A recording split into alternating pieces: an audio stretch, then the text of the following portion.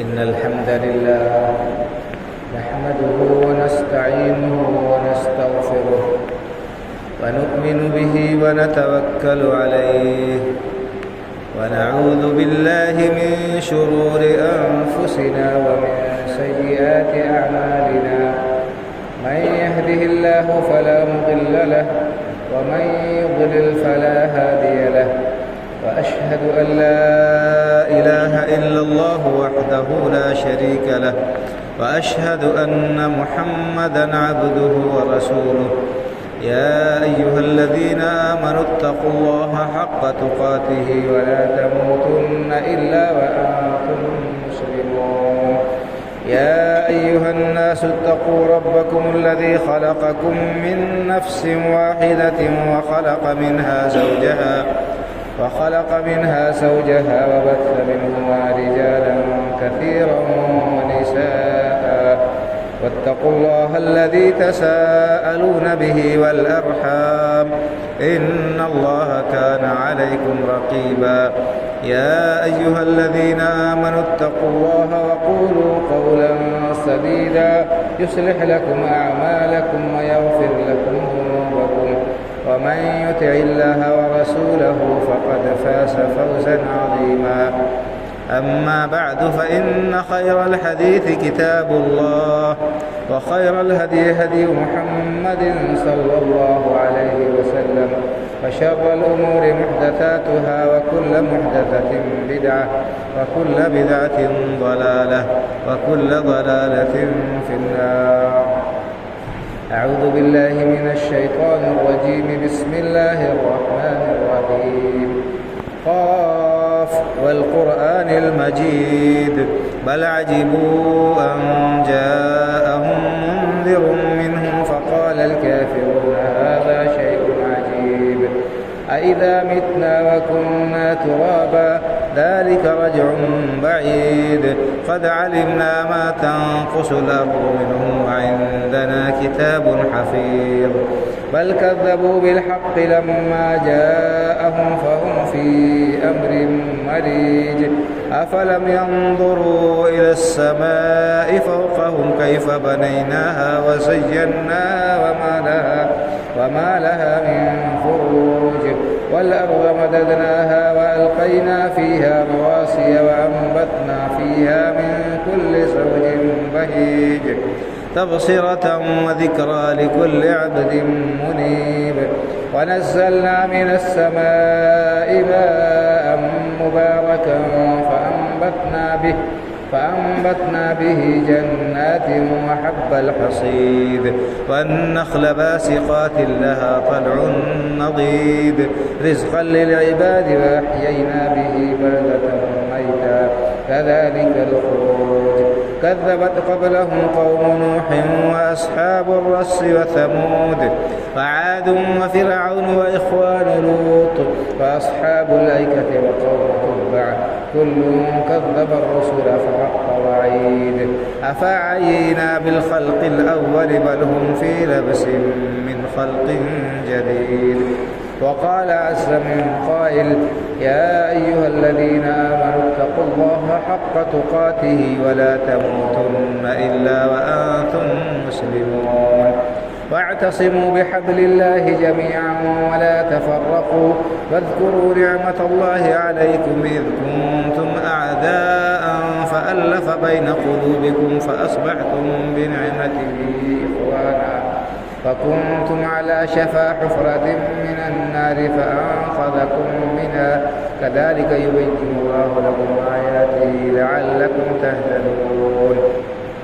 رب اشرح لي صدري ويسر لي أمري واحلل عقدة من لساني يفقه قولي سبحانك لا علم لنا إلا ما علمتنا إنك أنت العليم الحكيم.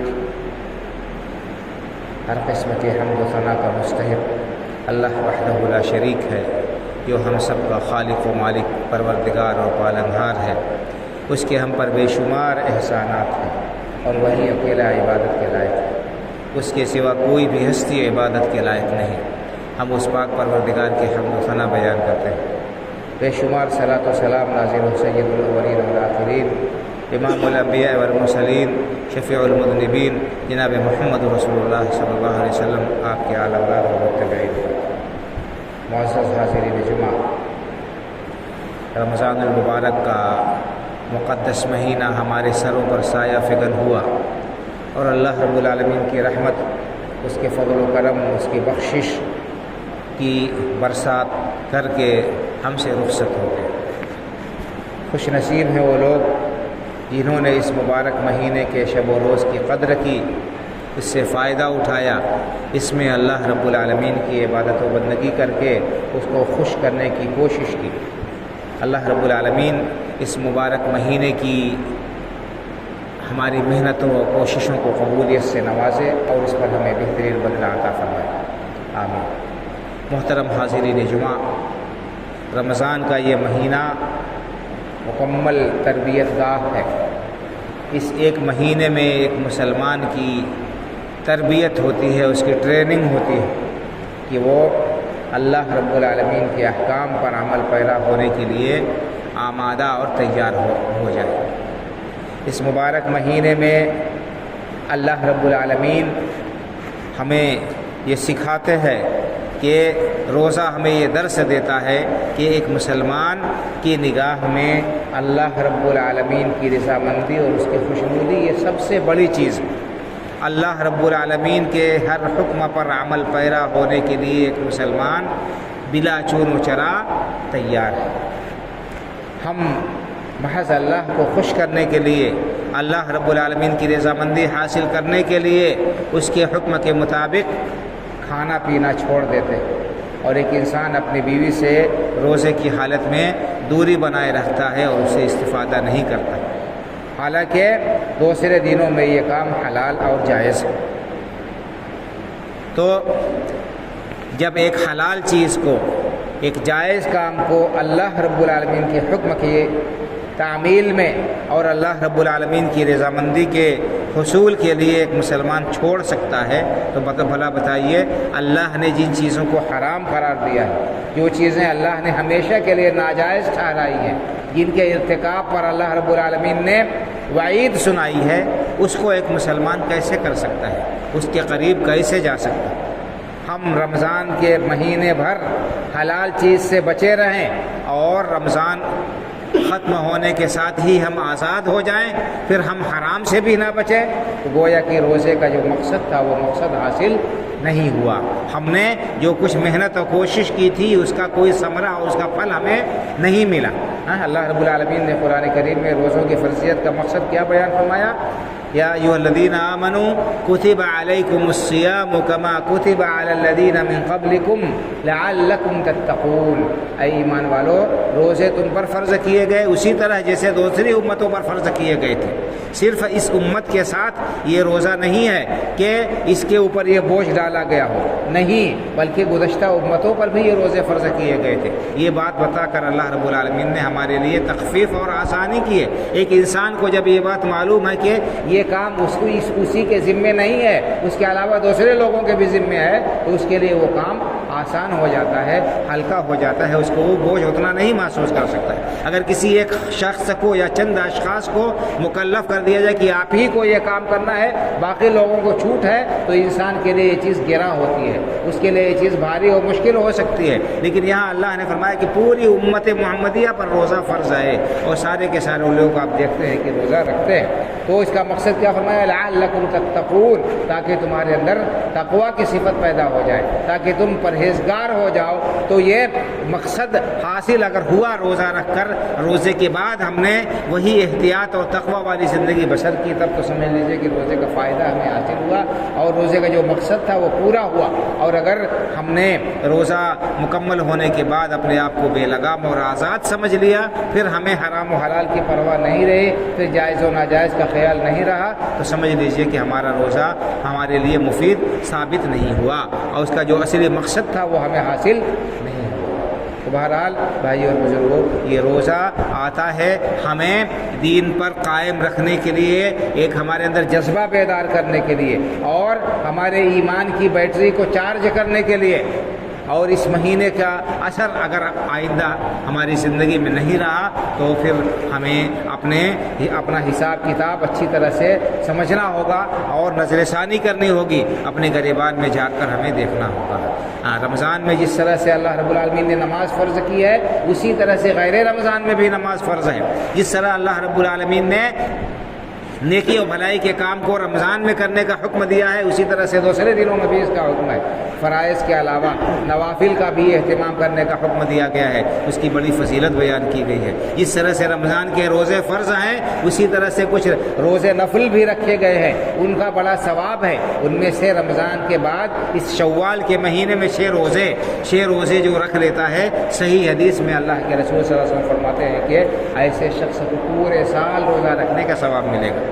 آپ کا فرمان ہے کہ من صام رمضان ثم اتبعه 6 من شوال کان کصیام الدہر، جو شخص رمضان کے روزے رکھنے کے بعد شوال کے مہینے میں 6 روزے رکھ لیتا ہے، اسے پورے سال روزہ رکھنے کا ثواب ملے گا۔ کیوں؟ اس لیے کہ ایک نیکی کے ثواب کم از کم 10 گنا اللہ رب العالمین دیتے ہیں، اور جتنا چاہے بڑھا دے۔ تو 1 مہینے کا روزہ آپ نے رکھا، گویا کہ 10 مہینے کے روزے کا آپ کو ثواب مل گیا، 10 گنا ثواب مل گیا۔ تو 6 روزے آپ اور رکھ لیں تو 60 روزوں کا گویا کہ ثواب مل گیا۔ تو 2 مہینے جو بچے ہیں وہ ان کا بھی ثواب ہو جائے گا، پورے سال کے روزے انسان کو روزہ رکھنے کا ثواب مل جائے گا۔ یہ صحیح حدیث ہے۔ تو ہمیں چاہیے کہ ہم شوال کے مہینے میں 6 روزے رکھنے کا اہتمام کریں۔ یہ روزے آپ متواتر بھی رکھ سکتے ہیں، 6 روزے مسلسل بھی رکھ سکتے ہیں، اور چاہے تو وقفے سے بھی روزہ رکھ سکتے ہیں، یعنی ناغہ کر کے 1 دن 2 دن روزہ رکھا، پھر ناغہ کر دیا، پھر 1 دن 2 دن روزہ رکھا۔ 6 روزے بہرحال شوال کا مہینہ ختم ہونے سے پہلے انسان کو رکھنے کی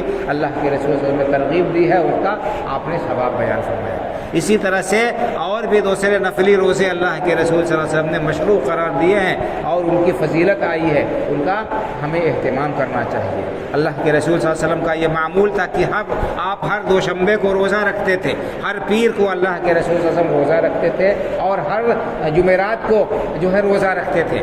آپ سے پوچھا گیا کہ اللہ کے رسول صلی اللہ علیہ وسلم آپ یہ کیسا روزہ رکھتے ہیں؟ تو آپ نے فرمایا کہ دوشنبہ کا دن میری پیدائش کا دن ہے، میری ولادت کا دن ہے، اس لیے میں اس دن روزہ رکھتا ہوں دوشنبے کو، ہر دوشنبے کو۔ اور جمعرات کے بارے میں آپ نے فرمایا کہ اس دن بندوں کے اعمال اللہ کی بارگاہ میں پیش کیے جاتے ہیں، اس لیے میں چاہتا ہوں کہ میرا عمل اللہ کی بارگاہ میں اس حال میں پیش کیا جائے کہ میں روزے سے رہوں۔ تو یہ 2 روزے ہفتے میں اللہ کے رسول صلی اللہ علیہ وسلم رکھتے تھے۔ اس کے علاوہ اللہ کے رسول صلی اللہ علیہ وسلم نے ہر مہینے 3 روزہ رکھنے کا حکم دیا ہے۔ کئی حدیثوں میں اللہ کے رسول صلی اللہ علیہ وسلم نے حکم دیا ہے کہ انسان کو چاہیے کہ وہ ہر مہینے 3 روزے رکھے۔ تو اس طرح سے گویا کہ آپ نے یہ ترغیب دی ہے، اور خاص طور سے ہر مہینے کی 13، 14، 15 تاریخ کو، عربی کی چاند کی جو 13، 14، 15 تاریخ ہوتی ہے، جن میں چاند پورا ہوتا ہے، ان کو ایام بیض بولتے ہیں۔ ایام بیض جب راتیں روشن ہوتی ہیں، ان دنوں میں بھی روزہ رکھنے کا اللہ کے رسول صلی اللہ علیہ وسلم نے تاکیدی حکم دیا ہے۔ تو ہمیں چاہیے کہ ہم اللہ کے رسول صلی اللہ علیہ وسلم کی ان سنتوں کی بھی پابندی کریں، ان کا بھی ہم اہتمام کریں، اور ان کو رکھنے کی ہم کوشش کریں۔ اللہ کے رسول صلی اللہ علیہ وسلم کی سنت کی اقتداء میں اللہ کے رسول صلی اللہ علیہ وسلم سے سچی محبت کا تقاضا کیا ہے کہ ہم آپ کے طریقے کی، آپ کے اسوے کی پیروی کریں۔ آپ نے جو کام خود کیا ہے اور جس کے کرنے کا امت کو حکم دیا ہے، اس کو ہم کریں۔ یہ حقیقت میں اللہ کے رسول صلی اللہ علیہ وسلم سے محبت کی علامت ہوگی، اور آپ سے عقیدت کا یہ مظہر ہوگا۔ صرف زبانی دعویٰ کرنا اور آپ کے ترغیبات پر عمل نہ کرنا، آپ نے جو کام خود کیا ہے اس کو نہ کرنا، یہ تو صرف بلند باغ دعویٰ ہے، اور یہ دعویٰ مقبول نہیں ہوگا۔ حقیقت میں وہ دعویٰ سچا ہے جس کی دلیل ہوتی ہے۔ اللہ کے رسول صلی اللہ علیہ وسلم محبت کے دعوے کی دلیل کیا ہے کہ ہم آپ کی اقتداء کریں، آپ کی پیروی کریں، آپ کے نقش قدم کو اپنی زندگی میں اپنائیں اور نافذ کریں۔ اللہ کے رسول صلی اللہ علیہ وسلم نے جس طرح سے فرض نماز جو ہے رمضان کے مہینے میں ادا کی ہے باجماعت، اسی طرح سے اللہ کے رسول صلی اللہ علیہ وسلم نے غیر رمضان میں بھی جماعت کے ساتھ نماز پڑھنے کا حکم دیا ہے، اس کا التزام کیا ہے، اس کی پابندی کی ہے۔ سفر میں ہو، چاہے حضر میں ہو، اور امن کی حالت میں ہو، چاہے خوف کی حالت میں ہو، جنگ کی حالت میں بھی، میدان جنگ میں بھی اللہ کے رسول صلی اللہ علیہ وسلم نے جماعت کے ساتھ نماز پڑھی ہے۔ آپ نے کبھی جماعت ترک نہیں کی ہے۔ تو رمضان میں جس طرح سے ہم نے اہتمام کیا جماعت کے ساتھ نماز پڑھنے کا، اسی طرح سے رمضان کے بعد بھی ہمارا یہ اہتمام ہونا چاہیے۔ جس طرح سے رمضان المبارک کے مہینے میں ہم نے قرآن کریم کی تلاوت کی، اس کو پڑھا، اس کو سمجھا، قیام اللیل کیا۔ رمضان کے بعد دوسرے مہینوں میں بھی ہمارا قرآن کے ساتھ شغف و تعلق ہونا چاہیے۔ ایسا نہیں ہونا چاہیے کہ ہم صرف رمضان قرآن اٹھائیں اور پڑھیں، نہیں، بلکہ بیچ میں بھی ہمیں پڑھنا چاہیے۔ اگر ہم قرآن سے بے تعلقی اختیار کریں گے، بے رغبتی اختیار کریں گے، نہ پڑھیں گے، نہ سمجھیں گے، نہ اس کے مطابق عمل کریں گے، تو کل قیامت کے دن اللہ کے رسول صلی اللہ علیہ وسلم ہمارے خلاف اللہ کی بارگاہ میں کھڑے ہوں گے۔ اگر ہم قرآن سے اسی طرح بے اعتنائی برتیں گے، اس کو نہیں پڑھیں گے، نہ سمجھیں گے، نہ اس پر عمل کریں گے، تو کل قیامت کے دن اللہ کے رسول صلی اللہ علیہ وسلم ہمارے خلاف اللہ کی بارگاہ میں شکایت کریں گے۔ آپ پڑھیے قرآن کریم، اللہ تعالیٰ نے فرمایا کہ وقال الرسول یا رب ان قوم اتخذوا هذا القرآن مہجورا۔ نبی کریم صلی اللہ علیہ وسلم کہیں گے کہ اللہ میری قوم نے اس قرآن کو چھوڑ دیا تھا، قرآن کو چھوڑ دیا تھا، یہ شکایت کریں گے اللہ کے رسول صلی اللہ علیہ وسلم۔ تو قرآن کریم کو چھوڑنا کئی طرح سے ہوتا ہے بھائیو۔ ایک تو چھوڑنا یہ ہے کہ ہم اس کو پڑھنے کی فکر ہی نہ کریں۔ ہاں، دنیا کی ہر کتاب کو پڑھنے کے لیے ہمارے پاس میں دماغ بھی ہے، وقت بھی ہے، اور اس کے لیے فکر بھی ہے۔ اور جو کتاب اللہ نے ہماری ہدایت کے لیے نازل کی ہے، جس کتاب کو اللہ رب العالمین نے ہمارے لیے دستور حیات بنایا ہے، جس کتاب کو ہمارے لیے دنیا اور آخرت میں باعث کامیابی بنایا ہے، اسی کتاب کو پڑھنے اور سمجھنے کے لیے ہمارے پاس میں وقت نہیں ہے۔ تو قرآن کو چھوڑنا، ایک تو یہ کہ ہم قرآن پڑھے ہی نہیں، اور دوسرا یہ ہے کہ پڑھے تو زبانی صرف پڑھ لے، اس کو سمجھنے کی کوشش نہ کرے۔ اللہ نے کیا حکم دیا ہے اس قرآن میں، کیا فرمان ہے، کیا اس کی تعلیم ہے، اس نے اپنے بندوں سے کیا مطالبہ کیا ہے، کیا تقاضا کیا ہے، ہم جاننے کی کوشش ہی نہ کریں۔ کون سی چیزیں اللہ نے ہمارے اوپر حرام قرار دی ہیں، کن چیزوں سے اللہ نے روکا ہے، کن کاموں کے کرنے سے اللہ ناراض ہوتا ہے، کن کاموں سے اللہ رب العالمین کا عذاب انسانوں کے اوپر آ سکتا ہے، یہ ساری باتیں اللہ نے قرآن میں بتا دی ہیں۔ ہم ان کو جاننے کی کوشش نہ کریں، ان سے بچنے کی کوشش نہ کریں، یہ بھی قرآن کو چھوڑنا ہے۔ تو قرآن کو نہ پڑھا جائے، اور اگر پڑھ لے تو سمجھنے کی کوشش نہ کی جائے، اور اگر سمجھ بھی لے تو عمل کرنے کی کوئی فکر نہ ہو۔ اللہ کا حکم یہ کیا ہے، ہمیں اس کی کوئی فکر و پرواہ نہ ہو۔ یہ ساری صورتیں قرآن کو چھوڑنے کی ہیں، اور اسی طرح سے انسان مجرم ہوگا جس قدر قرآن سے دوری اختیار کرے گا۔ بھائی اور بزرگوں، میں نے آپ کے سامنے جو آیت کریمہ پڑھی ہے سورہ آل عمران کی، اس میں اللہ رب العالمین نے ہمیں بڑا عظیم حکم دیا ہے، اور بہت ہی زبردست سے اللہ رب العالمین نے تاکید کی ہے، اور ہمیں ایک ہدایت دی ہے۔ اللہ رب العالمین کا ارشاد ہے، یا ایھا الذین آمنوا اتقوا اللہ حق تقاتہ ولا تموتن الا وانتم مسلمون۔ اے ایمان والو، اللہ سے ڈرو جیسا کہ ڈرنے کا حق ہے۔ اتقوا اللہ حق تقاتہ، اللہ سے جس طرح ڈرنے کا حق ہے اس طرح ڈرو، اپنی طاقت پر، استطاعت پر۔ ولا تموتن الا وانتم مسلمون، دیکھو تمہیں موت نہ آئے مگر اس حال میں کہ تم مسلمان ہو۔ یہ اللہ کا حکم ہے کہ ہم اللہ سے ڈر کر تقوی والی زندگی بسر کریں، اللہ پرہیزگاری والی زندگی بسر کریں، اللہ کی نافرمانی سے اپنے آپ کو دور رکھیں۔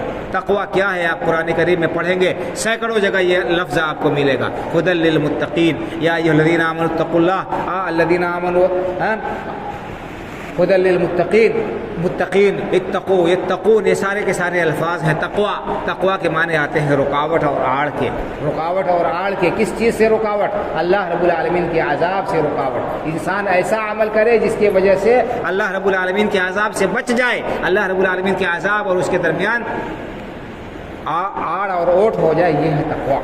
اور تقوی کی تفسیر صحابہ کرام رضی اللہ عنہ مجمعین سے، سلف صالحین سے بھی بڑی پیارے انداز میں مروی ہے۔ حضرت عمر فاروق رضی اللہ تعالیٰ عنہ امیر المومنین، انہوں نے حضرت ابی بن کعب رضی اللہ تعالیٰ عنہ سے تقوی کی تفسیر پوچھی، کہا کہ تقوی کیا ہے، آپ مجھے بتائیں تقوی کیا ہے۔ تو انہوں نے ایک بڑی پیاری مثال کے ذریعے سے بتایا کہ تقوی کیا ہے۔ کہا کہ کیا کبھی آپ کا گزر کسی ایسے راستے سے ہوا ہے جو اوبڑ کھابڑ ہو، پگڈنڈی والا راستہ ہو، جس پر کانٹے دار شاخیں پھیلے ہوئی، دیہاتوں میں پگڈنڈیاں اور جو ہے اس طرح سے ٹیڑھے میڑھے راستے کچے ہوتے ہیں، اور اس میں مختلف قسم کے خاردار پودے اگے ہوئے ہوتے ہیں، کانٹے دار اس میں جھاڑیاں پھیلی ہوئی ہوتی ہیں۔ ایسے راستے سے انسان چلتا ہے تو کیا کرتا ہے؟ بہت محتاط ہو کر چلتا ہے، بہت سنبھل کر قدم رکھتا ہے، پھونک کر، کہیں ایسا نہ ہو کہ کوئی تکلیف دہ چیز پیر میں چبھ جائیں، کہیں ایسا نہ ہو کہ کانٹے ہمارے دامن میں سے الجھ جائیں، ہمارے جو ہے کپڑے کانٹوں میں الجھ کر پھنس جائیں، پھٹ جائیں۔ انسان بہت احتیاط کے ساتھ اور پرہیز احتیاط کے ساتھ چوکنا ہو کر ایسے راستے سے گزرتا ہے۔ تو پوچھا کہ آپ کا گزر کسی ایسے راستے سے ہوا ہے جس راستے پر کانٹے دار جو ہے جھاڑیاں پھیلی ہوئی ہوں؟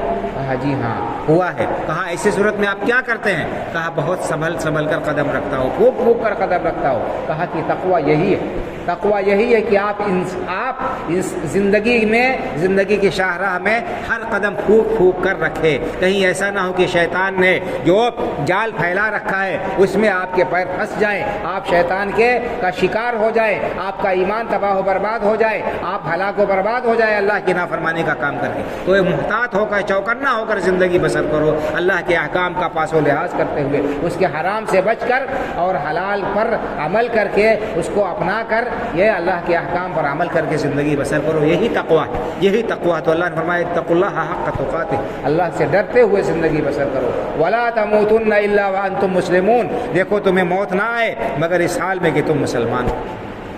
ہم میں سے کس کو پتہ ہے کہ ہماری موت کب آئے گی؟ کس کو معلوم ہے کہ اس کی موت کس حالت میں آئے گی؟ جوانی میں رخصت ہو جائے گا کوئی شخص، یا اس کو بڑھاپے تک کی مہلت اور فرصت ملے گی؟ کسے پتا ہے کہ وہ بیمار ہو کر اور بستر مرگ پر پڑے گا، یا یہ کہ اچانک اس کی روح فرشتہ قبض کر لے گا؟ ہم سارے حالات دیکھتے ہیں کہ نوجوان اور جوان، صحت مند، خوبصورت، طاقتور، ہر طرح کے لوگ ہیں، آئے دن جو ہے جنازے اٹھتے رہتے ہیں۔ ابھی تو آج ہماری فلاں سے ملاقات ہوئی تھی، ابھی تو بات ہوئی تھی، ابھی تو ہم نے ساتھ میں چائے پیا تھا، ابھی تو ہم فلاں جگہ گئے تھے، ان کا انتقال ہو گیا۔ کب کس کی موت آ جائے پتہ نہیں۔ اللہ نے فرمایا ولا تموتن الا وانتم مسلمون، موت نہ آئے مگر اس حال میں کہ تم مسلمان ہو۔ جب بھی موت آئے، جس حال میں بھی موت آئے، اسلام پر پائے تمہیں، یعنی اپنی زندگی کو مجھے مکمل اسلام کا نمونہ بنا لو۔ تمہارا سونا جاگنا، اٹھنا بیٹھنا، چلنا پھرنا، کھانا پینا، معاملات، یہ ساری کی ساری چیزیں شریعت کے مطابق ہوں تو جب بھی موت آئے گی اسلام پر موت آئے گی۔ اس کا مطلب یہ نہیں کہ انسان صرف مسجد میں بیٹھا رہے، مصلی پر بیٹھا قرآن کی تلاوت کرتا رہے اور تسبیح پڑھتا رہے، رکوع و سجود کرتا رہے، یہی نہیں، بلکہ اپنی زندگی کے معاملات کو سنت کے مطابق کر لیجئے تو ہر چیز میں ہم کو ثواب ملے گا، اور ہمیں ہماری نیت کی وجہ سے اللہ رب العالمین کے حاضر ملے گا۔ بعض سلف سے منقول ہے، وہ کہتے ہیں انی لا احتسب نومتی کما احتسب قومتی، میں جس طرح جاگتا ہوں اللہ رب العالمین کی عبادت کرتا ہوں اور مجھے اللہ رب العالمین سے اجر و ثواب کی امید ہے، اسی طرح میں جو سوتا ہوں تو اس سونے پر بھی مجھے امید ہے کہ اللہ رب العالمین مجھے ثواب دیں گے۔ میری نیند جو ہوتی ہے اس پر بھی مجھے امید ہے کہ اللہ رب العالمین مجھے ثواب دیں گے۔ میں اللہ سے ثواب کی امید رکھتا ہوں۔ کیوں؟ اس لیے کہ اس نیت سے میں سوتا ہوں تاکہ میری تکان دور ہو اور میں اللہ رب العالمین کی عبادت کے لیے پھر سے تیار ہو جاؤں، چاق و چوبندہ ہو کر اللہ کی عبادت کر سکوں۔ تو اللہ رب العالمین کی عبادت کے لیے، طاقت و قوت حاصل کرنے کے لیے، چستی حاصل کرنے کے لیے میں سوتا ہوں تاکہ میری تکان دور ہو جائے۔ تو مجھے امید ہے کہ میری اس نیت پر اللہ رب العالمین مجھے اجر و ثواب دیں گے۔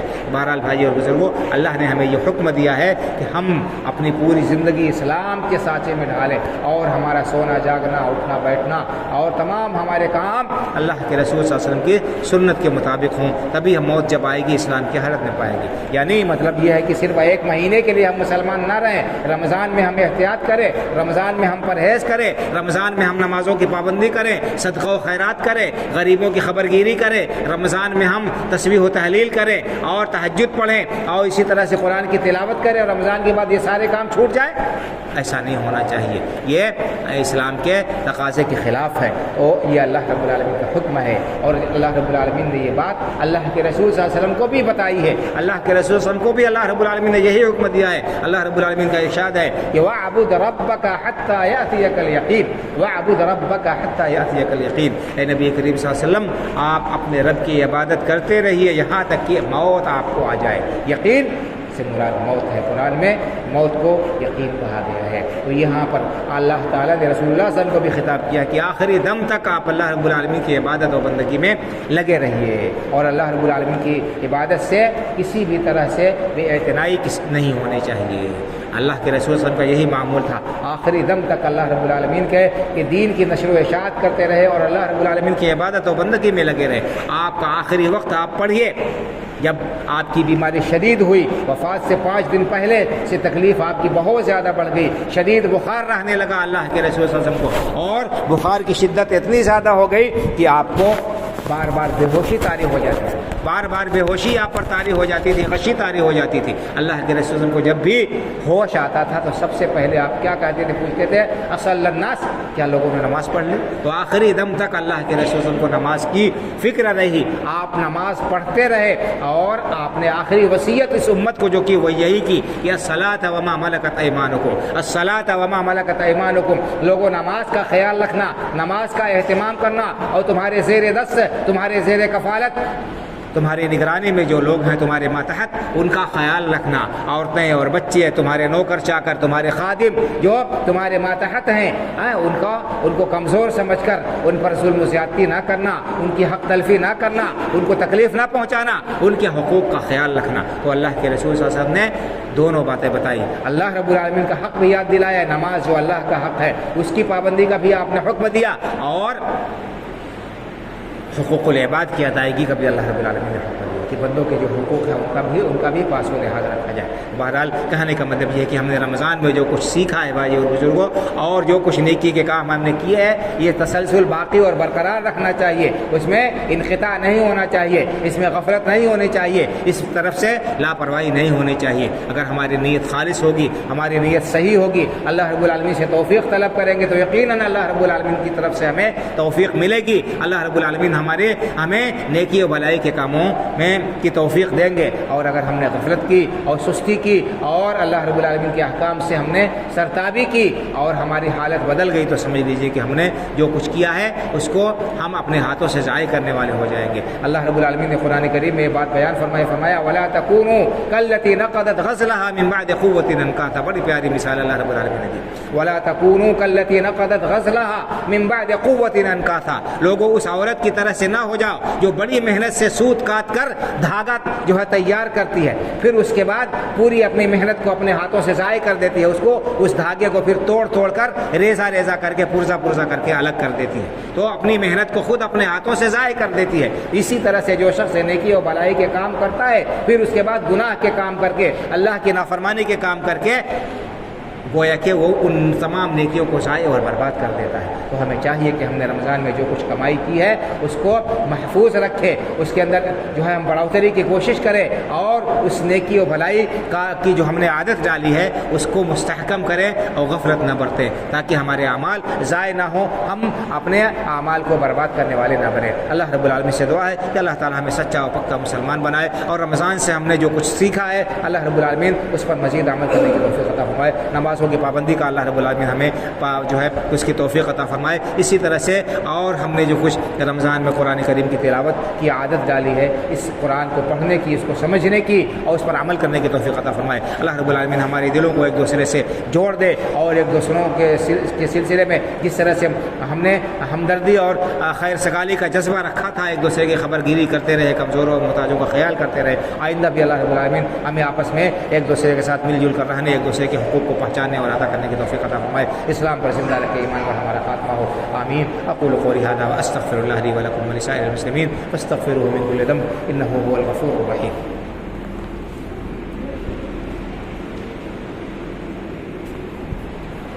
ان الحمد لله نحمده ونستعينه ونستغفره ونؤمن به ونتوكل عليه ونعوذ بالله من شرور أنفسنا ومن سيئات أعمالنا من يهده الله فلا مضل له ومن يضلل فلا هادي له وأشهد أن لا إله إلا الله وحده لا شريك له وأشهد أن محمدا عبده ورسوله إن الله وملائكته يصلون على النبي يا أيها الذين آمنوا صلوا عليه وسلموا تسليما اللهم صل على محمد وعلى آل محمد كما صليت على إبراهيم وعلى آل إبراهيم إنك حميد مجيد اللهم بارك على محمد وعلى آل محمد كما باركت على إبراهيم وعلى آل إبراهيم إنك حميد مجيد اللهم انصر من نصر دين محمد صلى الله عليه وسلم واجعلنا منهم واخذل من خذل دين محمد صلى الله عليه وسلم ولا تجعلنا منهم عباد الله رحمكم الله إن الله يأمر بالعدل والإحسان وإيتاء ذي القربى وينهى عن الفحشاء والمنكر والبغي يعظكم لعلكم تذكرون فاذكروا الله يذكركم وادعوه يستجب لكم ولذكر الله أكبر والله يعلم ما تصنعون.